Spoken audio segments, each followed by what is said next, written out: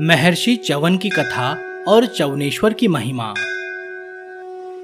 महादेव जी कहते हैं, पार्वती, महर्षि भृगु के पुत्र च्यवन मुनि ने प्रभास क्षेत्र में जाकर बड़ी भारी तपस्या की। वे आसन लगाकर ठूंठ की भांति अविचल भाव से बहुत समय तक एक ही स्थान पर बैठे रहे। वहां उनके शरीर पर सब ओर बॉम्बी की मिट्टी जम गई और उसके ऊपर लताएं फैल गई। उस बॉम्बी में सब ओर चींटियां फैल गई थी। इस प्रकार बॉम्बी से घिरे हुए च्यवन मुनि मिट्टी की मूर्ति की भांति वहां स्थिर होकर घोर तपस्या में स्थित हो गए। तदंतर किसी समय राजा शर्याती तीर्थ यात्रा के प्रसंग से श्री सोमनाथ जी का दर्शन करने के लिए पापनाशक प्रभास क्षेत्र में आए। राजा के सुकन्या नाम की एक कन्या थी जो सखियों से घिरी हुई वहां वन में घूमने लगी।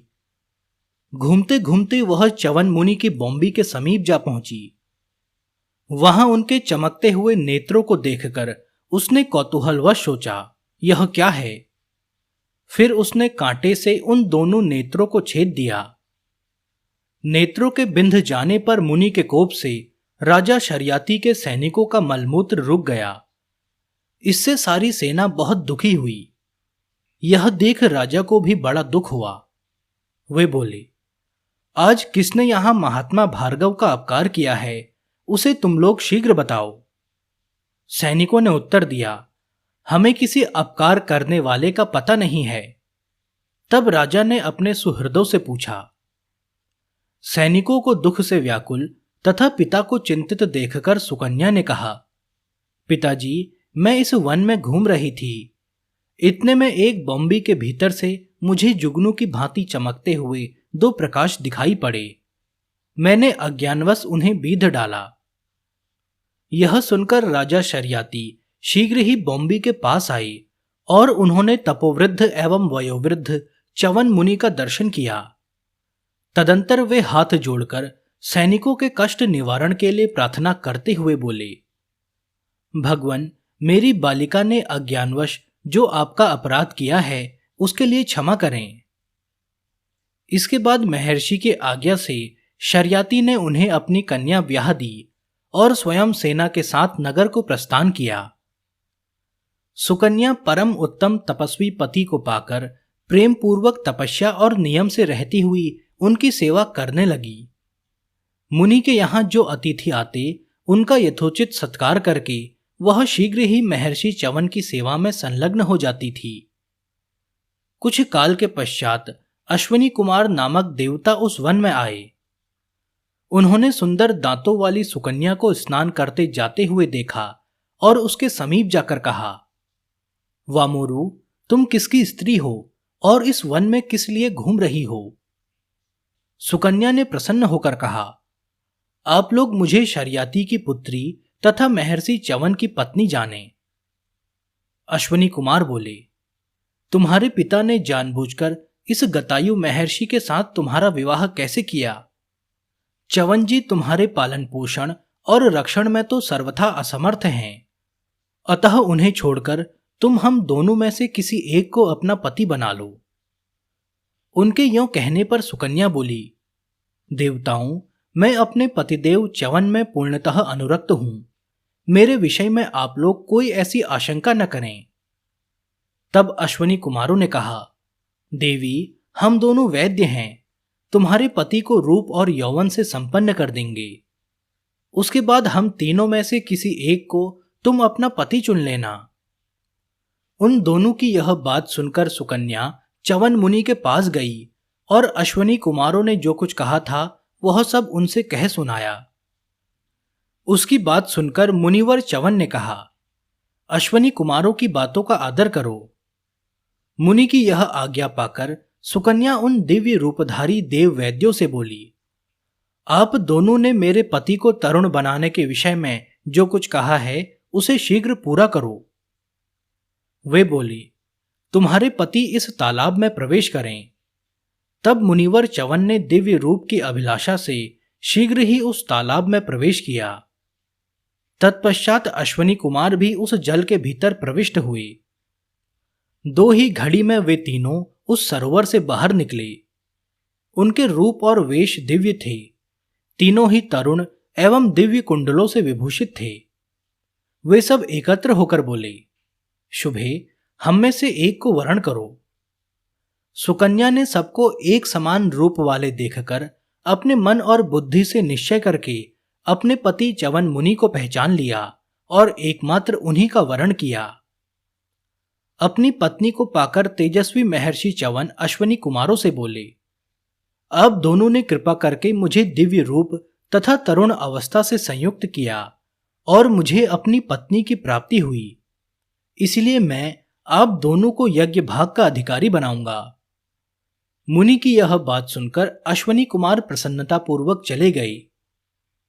तदंतर राजा शर्याती ने जब सुना कि महर्षि च्यवन को नई अवस्था प्राप्त हुई है, तब वे बहुत प्रसन्न हुए और सेना के साथ उनके आश्रम पर गए। पुत्री और जमाता को देवकुमारों की भांति देखकर राजा शर्याती के हर्ष की सीमा न रही। महर्षि च्यवन ने रानी सहित महाराज शर्याती का पूर्ण सत्कार किया और समीप बैठकर वार्तालाप की। बातचीत में ही उन्होंने राजा से कहा, राजन, मैं आपसे यज्ञ कराऊंगा, आप सब सामग्री एकत्र करें। राजा शर्याती इस प्रस्ताव से बहुत प्रसन्न हुए। उन्होंने शुभ मुहूर्त में यज्ञ मंडप का निर्माण कराया। उस मंडप में महर्षि च्यवन ने राजा से यज्ञ प्रारंभ कराया और अश्वनी कुमारों के लिए सोमरस का भाग ग्रहण किया। इंद्र ने उन्हें ऐसा करने से रोका और कहा, अश्वनी कुमार सोमरस के अधिकारी नहीं हैं, ऐसा मेरा निश्चित मत है। वे दोनों देवताओं के वैद्य हैं, अतः निंदित माने गए हैं। च्यवन ने कहा, देवराज, आप अश्वनी कुमारों को भी देवताओं की ही कोटि में समझें। ये दोनों महात्मा रूप संपदा से संपन्न और तेजस्वी हैं। इन्होंने इस समय मुझे अजर बनाया है। इंद्र बोले, ये दोनों वैद्य हैं और इच्छानुसार रूप धारण करके मृत्युलोक में विचरते रहते हैं। अतः देवताओं की श्रेणी में बैठकर सोम के अधिकारी कैसे हो सकते हैं? इंद्र के यों कहने पर उनका अनादर करके च्यवन मुनि ने अश्वनी कुमारों के लिए भाग ग्रहण किया। यह देख इंद्र ने कहा, यदि तुम मेरी अवहेलना करके इन वैद्यों के लिए सोमरस का भाग ग्रहण करोगे तो मैं तुम्हारे ऊपर भयंकर वज्र का प्रहार करूंगा। इंद्र की यह बात सुनकर च्यवन ने एक बार उनकी ओर दृष्टिपात किया और अश्वनी कुमारों के लिए सोमरस का भाग विधि पूर्वक निकाला। इसी समय इंद्र ने उन पर तुरंत वज्र का प्रहार किया, परंतु भृगुनंदन च्यवन ने वज्र सहित उनकी बाह स्तंभित कर दी। तदंतर मंत्र पढ़कर अग्नि में आहुति डाली। मुनि के तपोबल से उस समय महापराक्रमी महाकाय मद नामक महादैत्य उत्पन्न हुआ और क्रोध में भरकर भयंकर सिंहनाद से संपूर्ण लोकों को गुंजाता हुआ इंद्र की ओर दौड़ा।